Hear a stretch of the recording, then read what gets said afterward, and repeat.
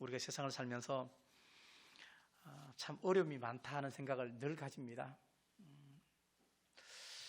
그렇지만 어려움 때문에 망할 수는 없겠다 하는 생각을 하게 됩니다. 미래가 불확실하고 두려운 일이 참 많이 있습니다.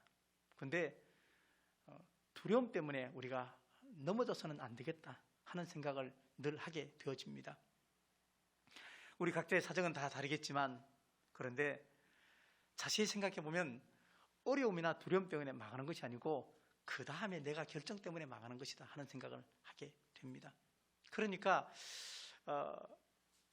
환경이 주는 것은, 마귀가 주는 것은 걱정과 두려움까지만 주고 그 다음은 우리의 결정에 의해서, 선택에 의해서 그렇게 되어지는 것 같습니다.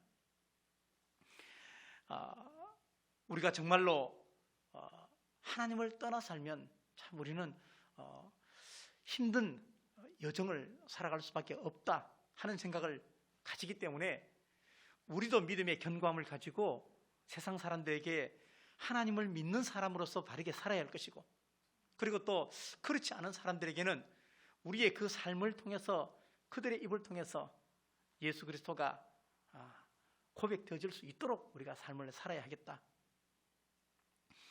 이스라엘이 2000년 동안 나라가 없었습니다. 누리방황했죠. 그러나 1948년도에 이스라엘의 나라가 만들어졌습니다. 2000년 동안 나라 없는 소름이 얼마나 컸을까요? 우리는 겨우 36년 나라 없었을 때 얼마나 힘들었습니까? 근데 그것이 끝이 아니었죠.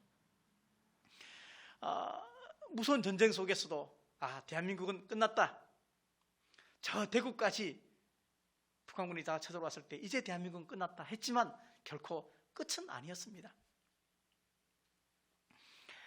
어쩌면 형편이 어렵고 힘든 사람은 내성을 가지고 악착같이 견디는 힘이 있을 것 같기도 하고, 어쩌면 형편이 좋고 더 풍성한 사람이 하루아침에 망할 수도 있다 하는 생각을 하게 되어집니다. 우리가 하나님의 뜻을 정확히 알면 하나님 은혜 받을 수 있습니다. 그러니까 하나님의 은혜를 정확히 알면 우리는 하나님의 은혜를 받을 수 있고, 그리고 그 은혜 가운데 사는 사람이 얼마나 많은지 알 수 없습니다. 그래서 우리는 우리의 신앙을 운명에 맡기면 안 됩니다.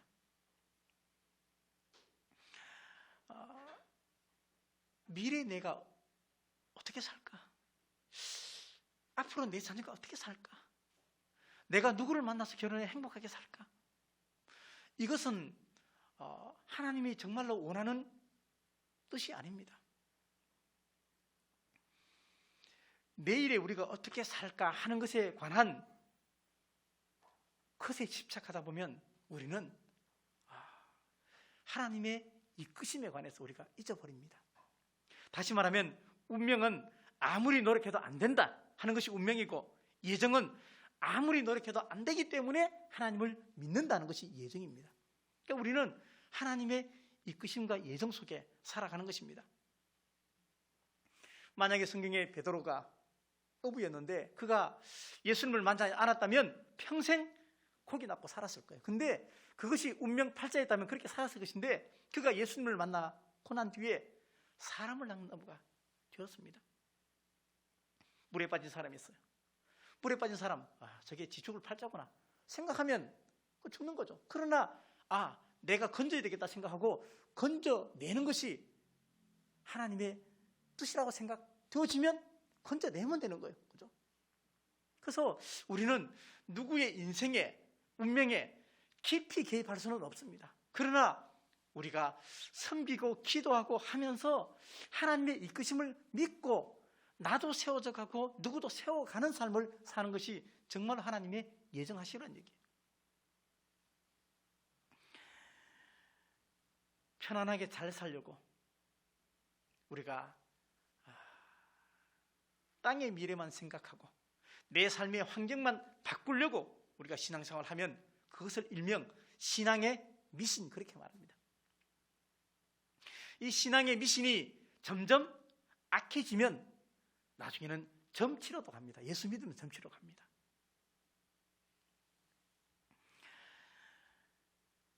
하나님께서 제일 싫어하는 것이 우상에게 절하는 것이고, 그리고 점을 치러 가는 것이죠. 왜 그렇습니까? 미래에 대한 걱정과 그리고 내 삶의 미래가 어떻게 될까 궁금한 것은 누구나 다 있지만, 그러나 그 미래가 점치는 그 사람에게 있지 않고 하나님에게 있는 것을 인정하지 않기 때문에 하나님이 싫어하시는 거예요. 그러니까 내가 점을 친다는 것은 하나님 안 믿는다고 공식적으로 선포하는 거예요.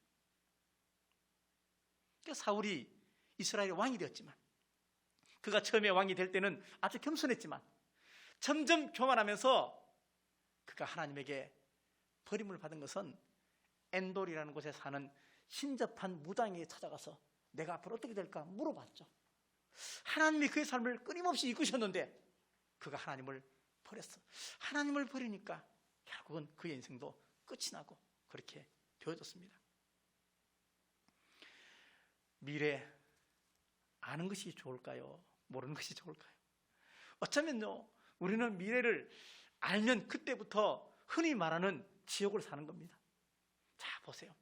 1년 뒤에 2년 뒤에 내가 만약에 나쁜 일을 내가 알았어. 그러면 어떻게 살겠습니까? 지금은 그런 경험이 없기 때문에 우리가 잘 준비하죠.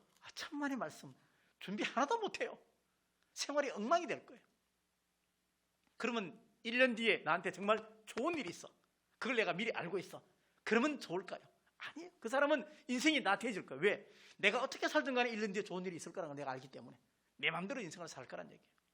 그러니까 중요한 것은 내일을 아는 것이 중요한 것이 아니에요. 미래를 아는 것이 중요한 것이 아니에요. 마지막 미래는 우리가 알고 있어요. 두 가지예요. 반드시 죽는다는 것, 그리고 반드시 하나님의 심판 앞에 선다는 것이죠. 하나님께서 우리에게 왜 미래를 가르쳐 주지 않았을까요? 유익하지 않기 때문에 그래요. 우리가 알면 하나님, 우리가 안 좋기 때문에 안 가르쳐 준 거예요. 만약에 미래를 우리가 예지 능력이 있어가지고 예언을 해서 다 안다면 물론 부분적으로 아는 사람이 있어요. 그리고 우리가 부분적으로 전혀 몰라도 성경에 다 나와 있어요. 성경에 있는 미래만 알아도 돼요. 그 나머지 몰라도 괜찮아요.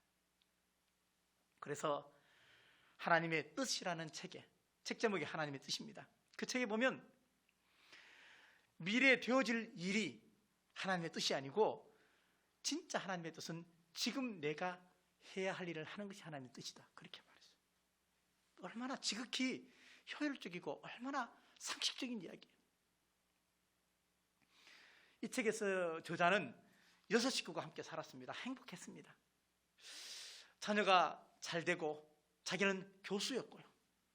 아내하고 행복하게 잘 살았는데 어느 날 차를 몰고 가다가 음주운전차가 자기 차를 박았습니다. 그렇게 되면서 인생이 뒤죽박죽이 되어버렸어요. 아내가 죽고 장모님이 돌아가시고 막내딸이 죽었어요. 나머지 자녀를 키우면서 얼마나 마음이 쓰리면서 아프면서 깊은 고뇌 속에 들어갔겠습니까?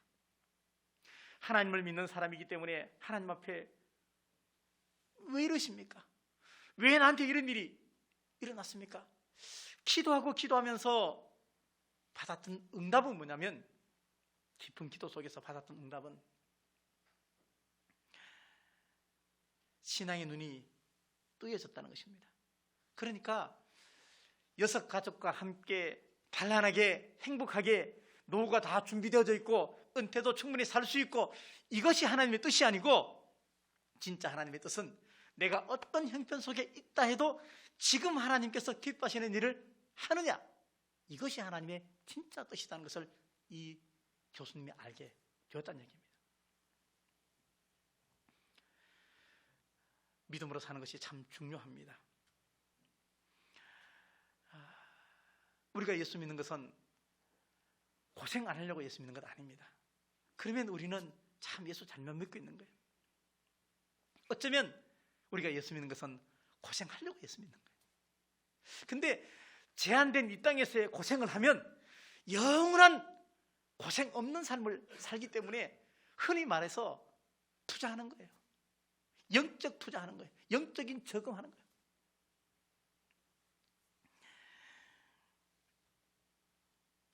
안 믿는 사람들이 때로 하나님을 막 저주합니다. 개독교라 그러고 막 그러죠. 너희 때문에 이 대한민국이 코로나가 다 어쩌고 저쩌고. 그럼에도 불구하고 하나님께서 아무 말씀도 하지 않고 침묵하는 것은 하나님께서 안 계시기 때문에 그런 것이 결코 아니란 얘기예요. 그 하나님의 인내는 하나님의 사랑이에요. 그렇죠? 부모가 자식이 잘못된 걸 뻔히 알면서 꾸중하지 않고 기다려주는 것은 사랑이지, 어떻게 그게 방치요 방관입니까? 방치방관하면 안 되죠. 하나님도 마찬가지예요. 그들도 구원받게 하기 위해서 하나님께서 지금 참고 계시는 것이죠. 왜? 한 사람이라도 지옥에 안 보내기 위해서 하나님이 참고 계시는 것인데, 근데 그 지옥에 안 보내는 일을 하나님께서는 왜 우리에게 맡기셨을까? 우리같이 연약한 사람한테.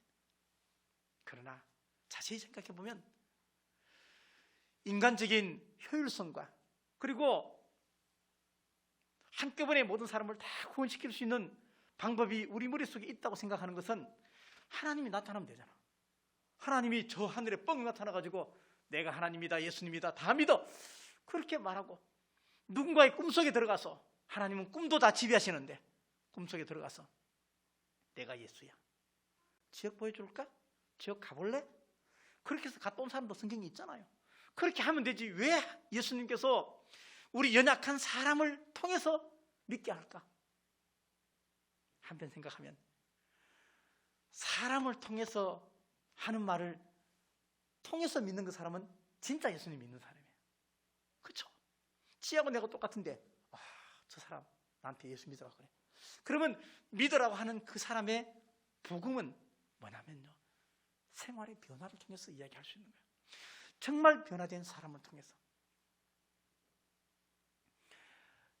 예수님이 공중에 어느 날 구름 타고 쭉 나타나셔가지고 내가 예수 그리스도니까 나 믿어야 천국 간다, 그렇게 말하면 성경에 있는 말씀하고 충돌이 돼요.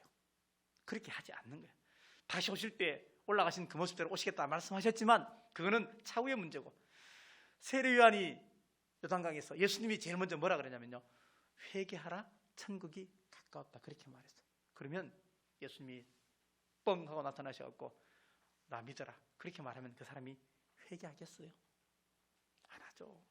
무서워서 예수 믿죠. 무서워서. 하나님은 그런 하나님 아니에요. 예수님은 인격적인 하나님이세요.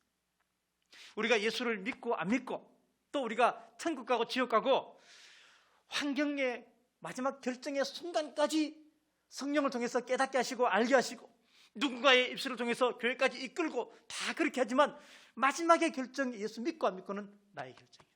지옥 가는 것은 내 결정 때문에 지옥 가는 거예요.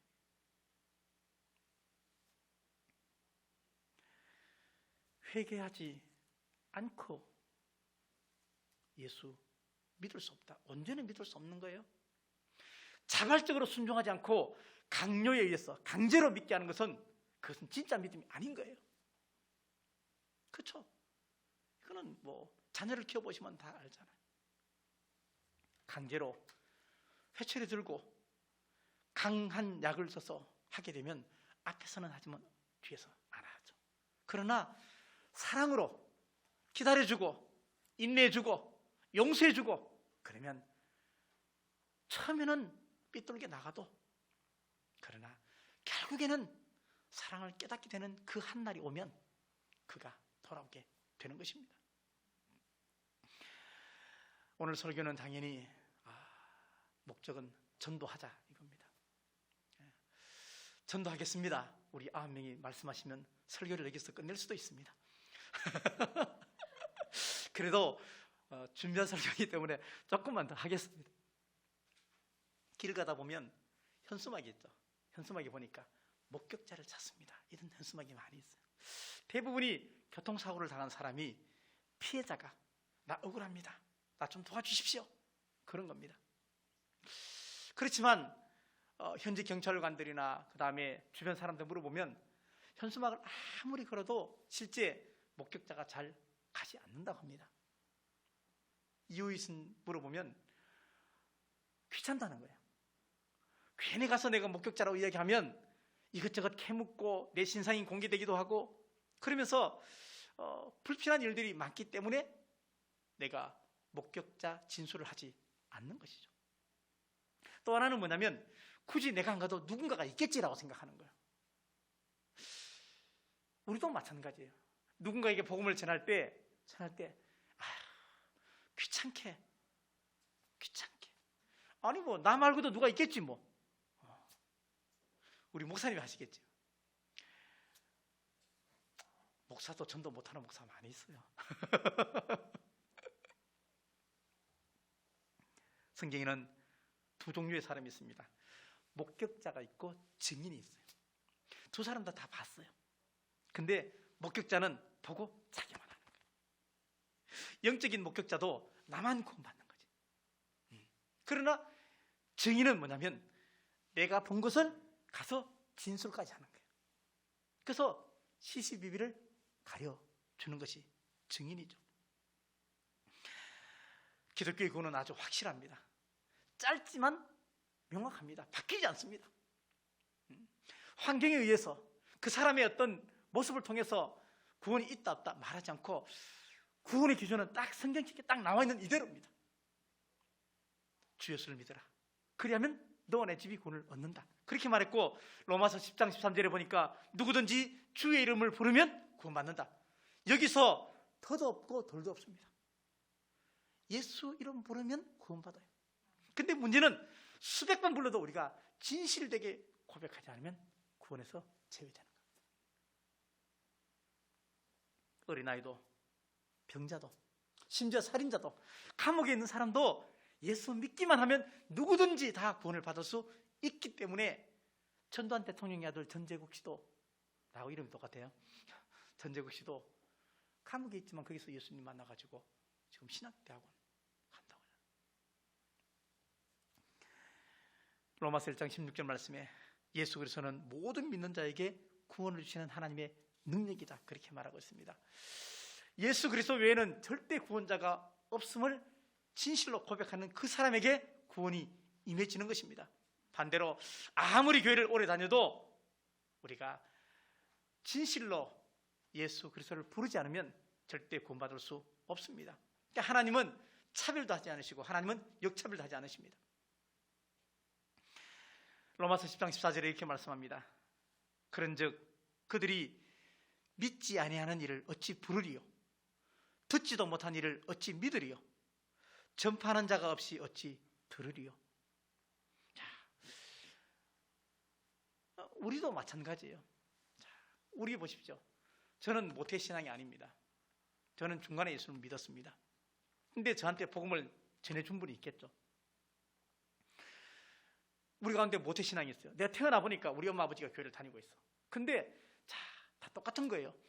위로 거슬러 올라가 보면요, 결국은 가족 밖에 누군가가 예수님을 전해줬잖아요. 전해줬기 때문에 우리가 예수님을 믿게 되는 거잖아요. 저는 모태신앙이나 아니면 중간에 예수 믿었던 사람이나 모태신앙인 사람은 정말 감사해야 돼요. 감사해야 돼요. 교회 가고 싶어도 못 온 사람 얼마나 많은지 몰라요. 오늘도 제가 집 앞에서 기다렸는데 안 나왔어. 못 가게 했어. 못 가게 했어. 처음부터 태어나 보니까 내 부모가 예수를 믿고 있고 할아버지 할머니가 예수를 믿고 있어. 정말 행복한 일이고, 중간에 내 부모가 교회를 안 다녔는데 내가 누군가에 의해서 교회를 왔다, 예수를 믿는다, 이것은 기적과 같은 일이에요. 정말 더 축복받을 일이에요. 근데 이 두 부류의 사람이 넘어야 할 게 있어요. 그게 뭐냐면 모태신앙인 사람은 자기 부모의 고백을 뛰어넘어야 돼요. 부모가 고백해서 예수 믿게 됐잖아. 그러면 부모가 고백했던 그 예수님이 그 아이의 고백이 되어져야 된다는 얘기죠. 그냥 그 고백 없이 그냥 교회만 덜렁덜렁 다니면 안 된다. 중간에 예수 믿은 사람은 뭐를 뛰어넘어야 되느냐? 자기를 전도해준 그 사람을 뛰어넘어야 돼요. 그 사람 때문에 쫄랑쫄랑 교회 다니는 게 아니고 그 사람이 믿는 예수님, 그 사람이 믿는 하나님의 내가 신앙 고백을, 그 사람 빼고도 내가 신앙생활을 할 수 있어요. 그게 진짜 신앙이죠.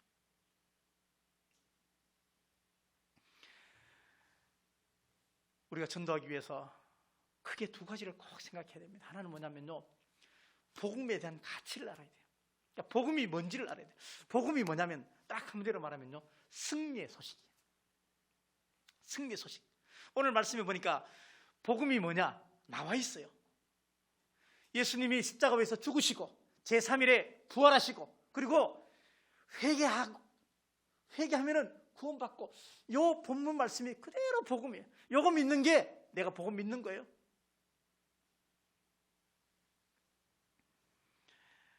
승리의 소식. 예수님이 십자가 위에서 죽으시고 진 것 같죠. 졌죠. 그 다음에 죽었죠. 졌죠. 근데 3일째 부활하셨어. 승리하셨잖아. 사망아, 너희 쏘는 것이 어디 있느냐? 그렇게 말씀하시면서 예수님이 부활하셨어요. 이 부활의 소식을 내가 믿는 거예요. 그래서 사도 바울은 그렇게 말했어. 내가 보고 들은 것을 어찌 내가 가만히 있겠느냐? 예수님에 대한 복음이 내 안에 살아있다면, 내 안에 정말로 내가 예수님을 믿는다면, 내가 믿는 예수님을 가슴에 품고 살면서 어떻게 밋밋하게 살 거냐? 천국이 정말 좋으면 천국 가자고 말해야 되는 게 맞지 않느냐? 우리는 지금 왜 안 하냐?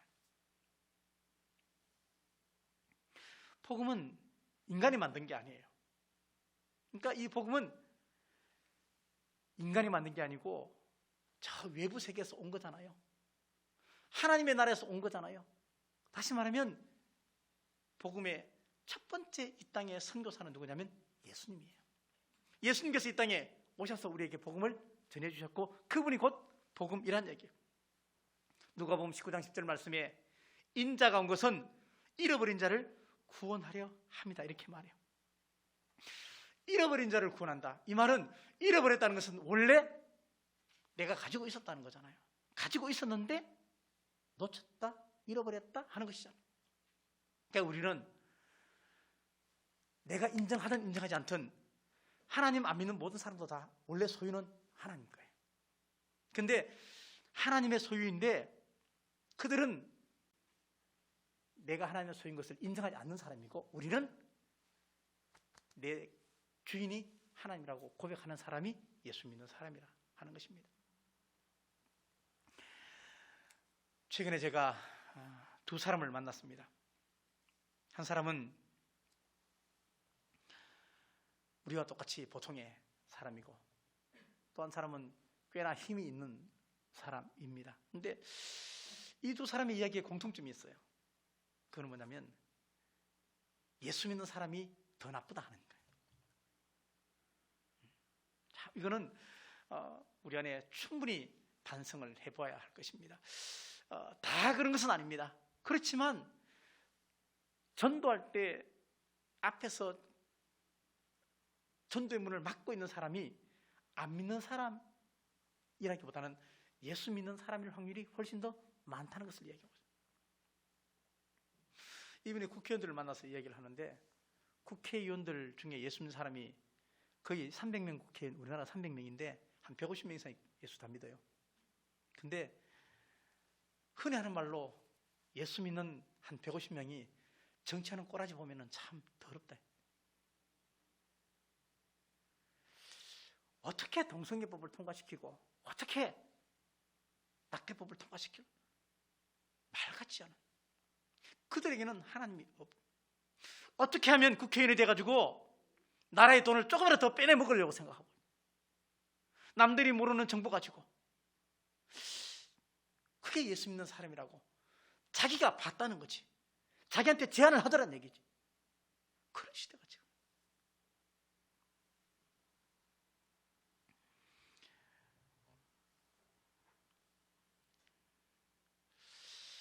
참 어렵습니다. 제가 전도를 하다 보면은 이런 이야기 들었습니다. 아니 목사님, 궁금한 게 하나 있는데, 예수님은 눈이 노란 서양 사람이잖아요. 파란. 근데 왜 우리가 그 사람 믿어야 구원받죠? 이렇게 말해요. 아니 설득력이 있잖아요, 그죠? 이해가 되잖아. 아니 왜 우리가 그 사람 믿어야 돼요? 혹시 우리나라에는 예수님 없어요? 한 40명 있어요. 근데 이렇게 생각해 보시면 돼요. 복잡하게 생각할 게 없어요. 자, 축구 한국 사람 정말 좋아해요. 그죠? 야구 엄청 좋아해요. 그럼 야구나 축구를 우리나라에서 만들었어요? 아니에요. 외국에서 만들었어요. 그 외국 사람이 만든 거 우리나라에 가지고 왔는데 우리는 축구나 야구 규칙 잘 지켜요. 아무도 말 안 해요. 그렇죠? 골프 구멍 18개 파놓고 거기다가 구멍에다 공 넣는 거예요. 또 쳐가지고. 왜 그렇게 해요? 버팅하는 채도 여러 개 쓰면 안 돼요. 13개 이상 쓰면 안 돼요. 13개만 써야 돼요. 규칙을 누가 정했어요? 그 규칙이니까. 구원의 규칙은, 천국 가는 규칙은 하나님이 정하셨고, 거기에 정한 규칙은 주 예수를 믿는 거예요. 이거는 서양이고 동양이고 이게 중요한 게 아니에요. 한국에 살지만 그러면 달러를 수천 달러 주면 우리 땅에서 못 쓴다고 안 받으실래요? 아니잖아요. 가치를 보는 것이죠. 생명을 보는 것이죠. 그렇죠.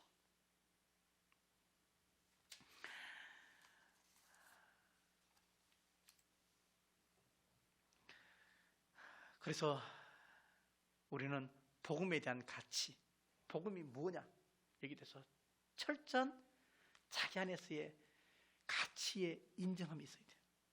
있어야 되고, 그 다음에 그것을 인정할 때 우리 곁에서 도와주시는 한 분이 계시는데 성령님이에요. 성령이 어떤 분인지 다 희미해요. 근데 하나만 이야기하면 다 알아요. 다 알아요.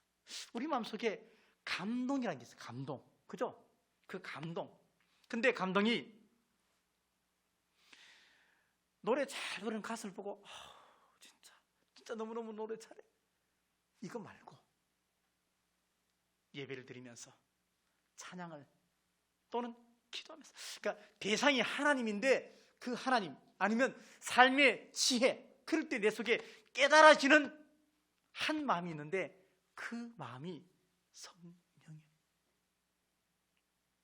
일반화시키면 그렇다는 얘기. 어떤 제자가 자기는 성경을 수백 번 읽었다 그래요. 성경을 수백 번 읽었다고 얘기하면서 자랑하니까 랍비 스승이 하는 말이 뭐냐면, 그래, 너는 성경을 수백 번 읽었는데 성경은 너를 몇 번 읽었을까? 성경은 너는 몇 번 읽었을까? 읽는 게 중요한 것이 아니고 이 성경 말씀이 내 속에서 살아 있어야 되죠. 그렇죠? 우리가 예수 믿는다는 것은 이 공간 안에서만 찬양하고 기도하고 아멘이 중요한 것이 아니고 삶의 현장에 가서 예수님을 믿는 흔적이 내 속에 있어야죠. 그것을 가지고 증인의 삶을 산다 하는 것입니다. 그래서 옛날에는 우리가 성경을 읽을 때도 그냥 오늘 하나님 말씀 읽겠습니다 그렇게 말하지 않고 하나님 말씀을 받들어 읽겠습니다. 이게 받들어 읽는데요. 어떤 사람은 성경 읽을 때 집에서 꿇어앉아 읽어요. 왜? 이게 글인데? 아니죠. 하나님 말씀으로 내가 가치를 두는 거예요. 가치를 두는 거예요. 성경을 번역할 때 성경도 다 번역본이잖아요. 옛날에 이렇게 안 돼 있었거든요. 헬라어나 히브리어로 돼 있는 걸 가지고 지금 번역했잖아요. 우리는 누가복음부터 제일 먼저 번역된. 근데 번역했을 때 그때 이 성경에서 하나님이라는 단어가 나오면 하나님 이름을 부르지도 못했어요. 아도나이, 다른 이름으로 부르면서 목욕 제기하고 성경을 썼어요.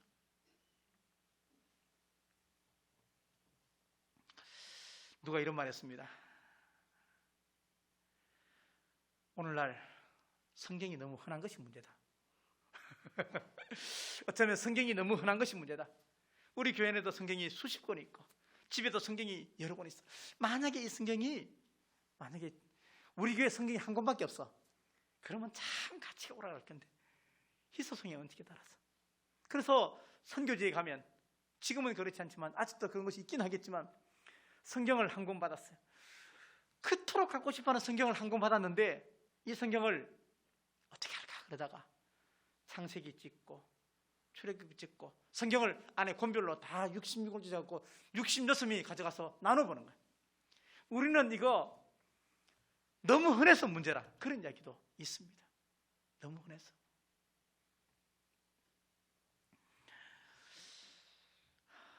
성경을 아무리 여러 권을 가지고 있어도 마치 목사가 집에 책이 많아서 그 책 가지고 마치 성도 제압용으로 쓰듯이, 그렇죠? 어떤 분 보면은요, 이 성경책 이렇게 막 다 떨어진 거, 그렇죠?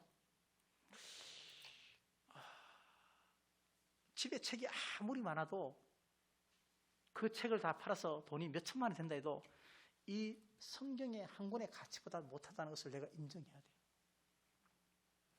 여기 안에 참된 지혜가, 여기 안에 길이 다 있다는 것을 믿어야 돼요. 길이 어디 있느냐 다 찾아보자고 찾아보셔서 없다고 인정될 만큼 읽어보십시오. 그러면 그 안에 길이 있는 걸 알게 될 거예요. 그러니까 우리는 너무 관심을 가지지 않는 거예요. 46절에 기쁜 복음이 뭔지 잘 요약하고 있고 47절에도 나와 있습니다. 그러면서 누가 이 일을 해야 하는가? 48절 보니까 너희는 이 모든 일의 증인이다 라고 얘기를 합니다. 증인. 자, 그렇습니다. 우리는 증인이 되어야 합니다. 우리가 증인 역할을 하지 못하면 우리는 위증죄를 짓는 거예요. 위증죄. 우리가 예수님을 믿는 그 순간부터 우리는 예수님을 증언해야 하는 일을 해야만 합니다. 그것은 내 의지하고 상관없습니다. 근데 우리가 그 일을 만약에 하지 않는다, 그러면 위증죄의 벌은 뭐냐면요, 세상에서도 내가 다 알고 있는데 내가 말하지 않으면, 아니면 잘못 말하면 법에서 위증죄 처벌을 받잖아. 마찬가지예요. 이 땅에 살면서 우리가 예수님을 변호하지 않았어. 내가 이 땅에 살면서 예수님 표시 절대 안 냈어. 한 번도 안 냈어. 위증죄예요. 그 위증죄는 마지막 처벌은 뭐냐면 마지막에 예수님이 나를 변호 안 해줘요. 왜? 나도 예수님을 변호 안 해줬으니까.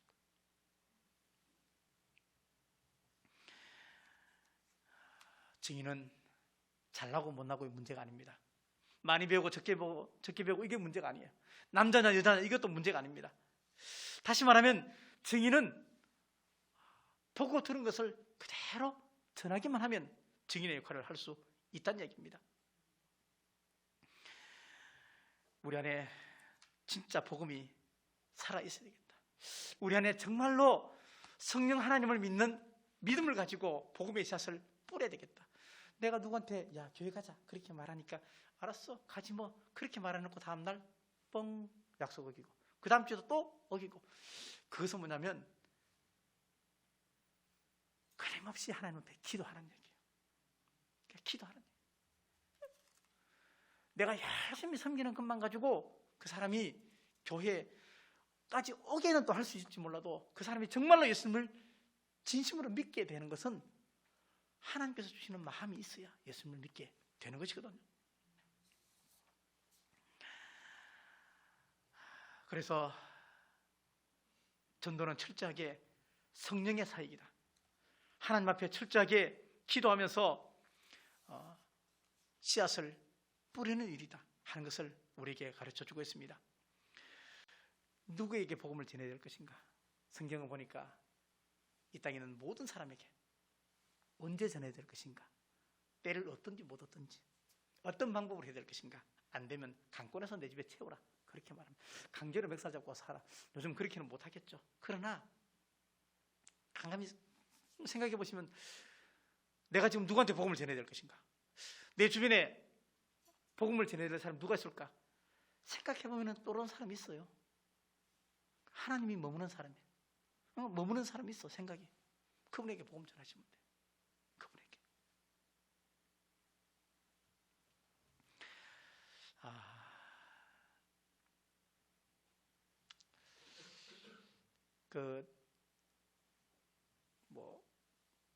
북한산 아니면 수원성 같은 데 가면은 성이 많이 있잖아요. 그죠? 성벽에 올라가기도 하고. 근데 성벽을 지을 때 어떻게 지었냐면 보통의 평민들 이제 부역하러 와라 이렇게 해서 성을 짓게 했어요. 저희들 어릴 때도 방송해갖고 오늘 부역이 있습니다. 그러면 한 집에 한 명씩 대표로 나오세요. 그럼 저도 간 적이 있어요. 그러면 호미 들고 나 들고 갔어요. 그러면 개천에 뭐 일을 한다거나 그렇게 했어요. 근데 그 시대도 그렇게 했다는 얘기예요. 그렇게 하는데 와서 그 일을 시키지만 나라 일을 하지만 월급을 안 줬어요. 공짜로 시켰죠. 그러다 보니까 그 사람들이 일을 대충 해요. 대충 시간만 빼보내는 거죠. 근데 성을 쌓는 일에 대충 하면 나중에 성이 무너질 수도 있잖아요. 그래서 나라에서 어떻게 하느냐, 성벽에다가 그 성벽을 쌓는 그 사람의 이름을 적게 만들었어요. 파는 거예요. 그래서 만약에 그 성벽에 문제가 생기면 그 사람한테 책임을 묻는 거예요. 저는 그런 마음이 들었어요. 나한테 하나님께서 붙여준 사람이 있을 것 같아. 누군가는 내가 꼭 복음을 전해야 하는 사람이 있을 것 같아. 또 다른 사람이 있겠지. 근데 또 다른 사람이 있긴 하겠지만, 예수 믿는 사람이 있긴 하겠지만 그 사람도 우리처럼 그 사람한테 예수 믿으라 안 그래. 그러니까 우리는 전해야 한다는 거예요. 전해야 한다는 거예요. 제가 생각해 봤어요. 1부 때도 제가 말씀드렸지만 우리 성도들 복음 전할 수 있어요. 할 수 있는데 안 해요. 안 하는 게 문제죠, 사실은요. 여러분들 쭉 제가 생각을 쭉 해봤어요. 우리 성도들 한 명 한 명 쭉 생각을 해보면서 제가 들었던 이야기. 저 집사님은 참 얼굴이 밝아. 충분히 복음 전할 수 있는 능력이 있잖아요. 저 집사님은 참 친절해. 전할 수 있어요. 어떤 분은 그렇게 말해서 내 주변에 예수 믿는 사람들이 전부 다 나쁜데 저 사람 좀 달라. 그럼 예수 전할 수 있어요. 그러니까 우리 안에 있는 좋은 장점을 가지고 예수님을 전하는 거예요. 내가 예수 전하면서 꼬라지 부려가면서 예수 전하나요? 아니거든요. 내 안에 있는 좋은 성품, 좋은 성격. 왜? 구원을 위해서. 왜? 하나님께서 명령하신 것이기 때문에. 왜? 그를 세우면서 나도 믿음으로 세워지기 때문에. 그래서 우리가 복음을 함께 전하는 것입니다. 태신자 초청해서 복음을 전하자 그렇게 얘기하니까 주변의 동기 목사들이 요즘은 예배도 잘 못 드려 그런 이야기 해요. 그렇지만 2000년 동안 우리가 지금 2021년도 사는데 2021년 동안 복음을 전하고 전도하는 일에 있어서 쉬운 때는 한 번도 없었어요. 그렇죠? 우리나라에 복음이 저럴 때 저기 합정역에 가면은 얼마나 많은 외국 선교사가 죽었어요. 그 사람들 때문에 우리가 지금 예수 믿는 거예요. 목숨 다 잃었어요. 우리는 복음 전하면서 생명을 위협당하는 일은 없어요. 우리나라에서는.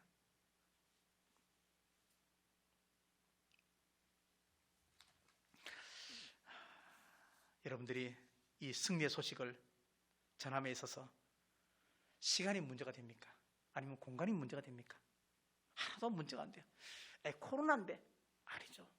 교회 오라는 것은 조금 힘들 수 있겠지만 그러나 가서 복음을 전하는 일에 있어서는 우리가 막힘이 없고 막을 수 없고 막히면 안 되는 것이죠. 그리고 4월 4일 날 그때 만약에 코로나 숫자가 확 늘어나가지고 예배도 못하면 어떡하지? 그런 생각 하지도 마십시오. 상황이 더 좋아져가지고 1, 2부 합쳐서 드리면 참 좋겠다 그렇게 기도하셔야지. 아이고 안 되면 어떡하지? 이상하게 코로나 나쁜 생각만 하더라고. 그래요. 여러분이 종교 증인 되지 마시고 교회만 오지 마시고요. 지식 증인, 예수님이 어떤 분인지 알기만 하는 거 그거 말고 경험된 증인. 그러니까 예수님을 내가 정말 만난 사람이 되면 참 좋겠어요. 마지막 결론, 존 파웰이라는 사람이 이렇게 말했습니다. 세상 사람들은 자기 발로 걸어서 교회로 돌아오지 않는다. 나가서 데리고 들어와야 한다. 마치 도둑이 경찰을 찾지 않는 것처럼 죄인도 스스로 절대 예배당에 오지 않는다. 그렇게 이야기했어요. 참 옳다는 생각이 들었습니다. 성경에는 오라 1900번 나옵니다. 이제는 오라 참 말하기 어렵습니다. 그러면 가라. 우리가 가서 전하면 돼요. 가서 전해요. 그리고 올 때는 어떻게 오느냐? 손잡고 오시면 돼요. 손잡고. 예. 그렇게 우리가 신앙생활 했으면 좋겠다. 경칩도 지나고 이제 봄이 점점 가까이 오는데 우리의 영적 세계 속에서도 신앙의 봄이 빨리 왔으면 참 좋겠다 하는 생각을 가지면서 목격자가 아니고 증인으로 살아가는 우리 모두가 되시기를 간절히 바라겠습니다.